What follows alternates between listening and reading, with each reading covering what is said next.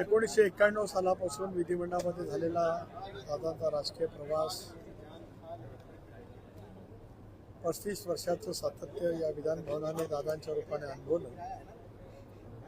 विधानसभेमधली दादांची उपस्थिती, मग ते विधानसभा सदस्य म्हणून असतील, राज्यमंत्री, मंत्री, उपमुख्यमंत्री म्हणून असतील, विरोधी पक्ष नेता म्हणून असतील, सकाळपासून ते कामकाज संपेपर्यंत उपस्थिती, अनिवार्य उपस्थिती अनेकांच्यासाठी करावी लागली. पण अनिवार्य उपस्थिती ही दादांच्या शब्दकोशामध्ये कधी आलीच नाही. कारण त्यांनी अखंडपणाने गेले 35 वर्ष महाराष्ट्राच्या विधानसभेच्या या प्रांगणात ज्या पद्धतीने उत्तम संसदीय कामकाजाचा एक वेगळा ठसा राज्यभरामध्ये आणि देशभरामध्ये उमटवला, असा एक झंझावात आज शांत पवलेला आहे.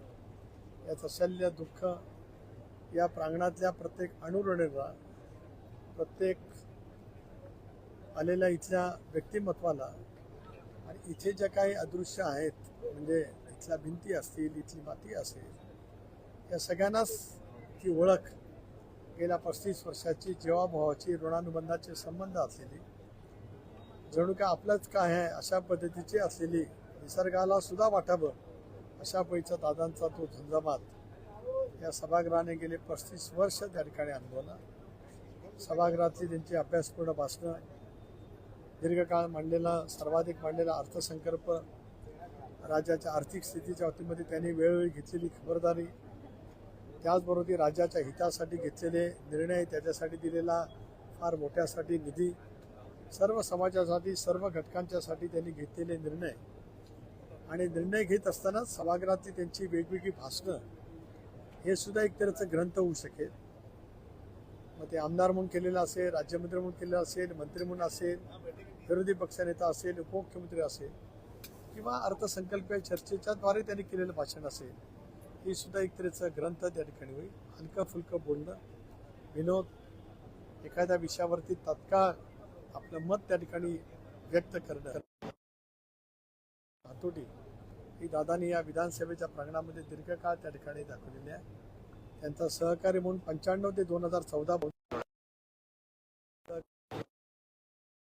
ते 18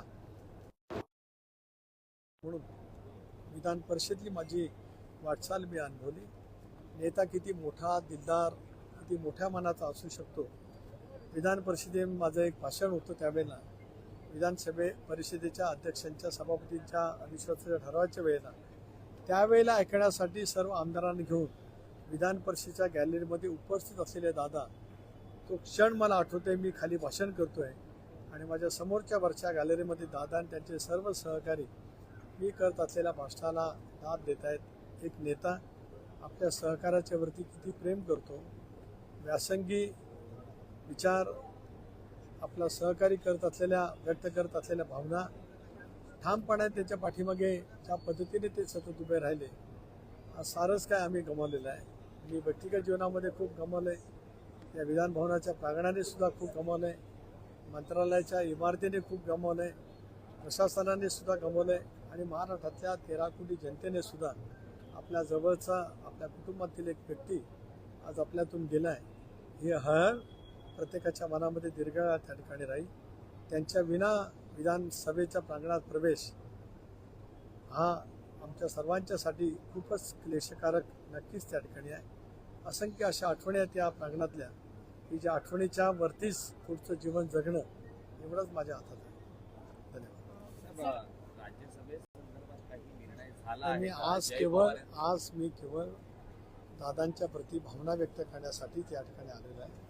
आज संध्याकाळची शोकसभा झाली की मग 26 तारखेला आमची राष्ट्रीय अध्यक्षांची निवड आहे, त्यावेळेला मी जरूर राजकीय त्या विषयावरती बोलेन. आजचा विषय माझा सीमित या प्रांगणामध्ये येणं, इथल्या मातीला स्पर्श करणं आणि दादांची आठवण हृदयामध्ये साठवणं, याच भावनेतून आज मी या प्रांगणामध्ये आलो. धन्यवाद.